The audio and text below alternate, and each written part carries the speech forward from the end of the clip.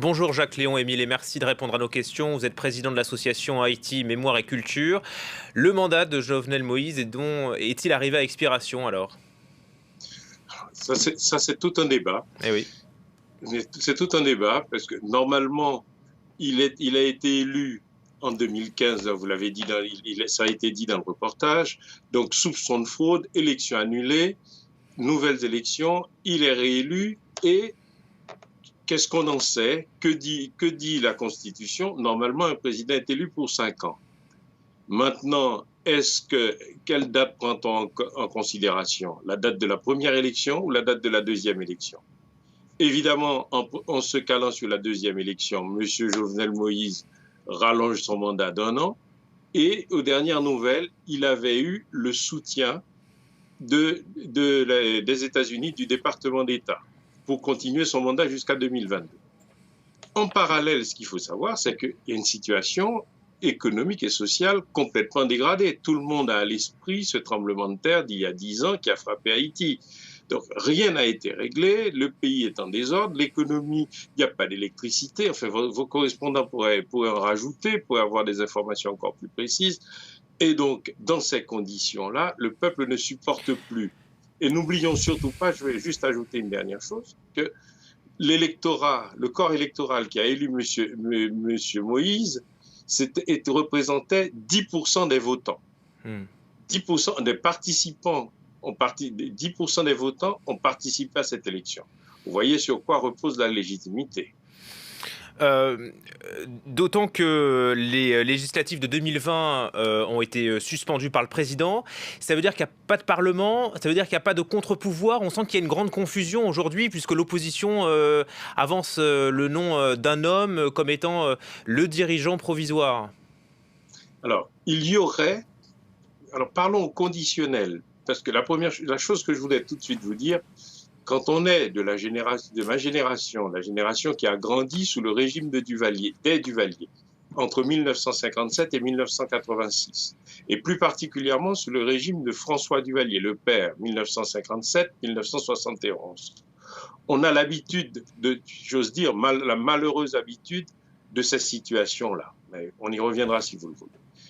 Ce qu'il faut dire, c'est que la Constitution prévoit qu'en cas de vacance du pouvoir, que ce soit le président de la Chambre de cassation, du tribunal de cassation, qui assure l'intérim. Et donc, maintenant, débordons sur ce fameux coup d'État. Qui est visé? Une personne membre de cette Cour de cassation. En l'occurrence, je crois que c'est monsieur Ivikel d'Abrésil, qui est juge au tribunal de cassation, à la Cour de cassation. Bien.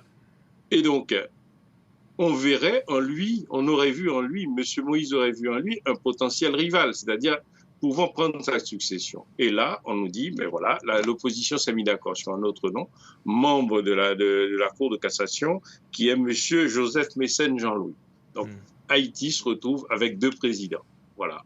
Situation ubuesque complètement. Mais encore une fois, pour les gens de ma génération, ben, voilà, on a envie de dire malheureusement qu'on en a l'habitude, et tristement d'ailleurs. Est-ce que vous avez le sentiment qu'il y a là une tendance à un renforcement du pouvoir dans les mains d'un seul homme? Le président de la Commission des Affaires étrangères de la Chambre a accusé le président Moïse de poursuivre un plan d'action, je cite, de plus en plus autoritaire, rappelant les exactions antidémocratiques du passé, y compris la période que vous évoquiez, la période précédant la dictature de Duvalier. C'est aussi grave que cela, à votre avis? Oui, parce que le président est acculé. Il n'a pas de chambre législative, il n'a pas de parlement à sa disposition. On ne peut pas faire voter les lois. Il gouverne par décret depuis 1 an. Mais il y a cette tentation de pouvoir, de régime fort qui est là. J'aimerais quand même vous dire que, revenons pour préciser sur ce coup d'État, aux dernières rumeurs, les rumeurs qui me sont parvenues, il semblerait que les gens qui sont accusés de ce coup d'État auraient fait passer à l'ambassade des États-Unis une information selon laquelle des armes et équipements de la police nationale auraient été fournis à des gangs, pour armer des gangs, ces gangs auraient pour mission justement de réprimer l'opposition.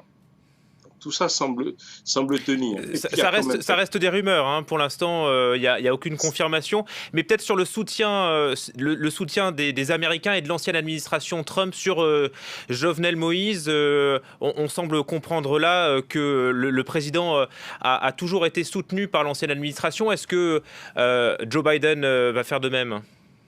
Ça, on ne sait pas. Il y a toujours ce rêve en Haïti de croire qu'un démocrate est plus favorable à la situation en Haïti. Cela dit, les républicains, ils s'en fichent complètement. À chaque fois que les républicains étaient au pouvoir, ils ont fait des choses, mais pour maintenir la situation telle qu'elle. Donc, d'autant plus que M. Trump, vous le savez, se fichait pas mal de la politique internationale de ce côté-là. Donc, Haïti n'était pas un problème pour lui. Il fallait qu'Haïti reste dans son état et dans son état habituel avec la situation telle qu'on la connaissait, avec M. Jovenel Moïse à la tête du pays. Donc, pour revenir quand même à ces rumeurs, il y a quand même deux choses de très curieuses, quand même, deux choses curieuses.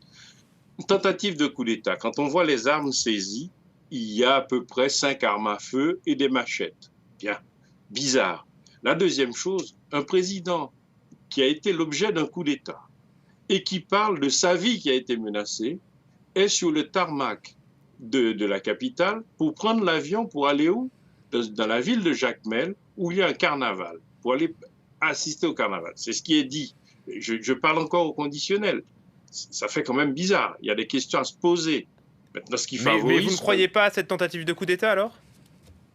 Moi, je crois franchement, je vous donne mon opinion tout à fait personnelle.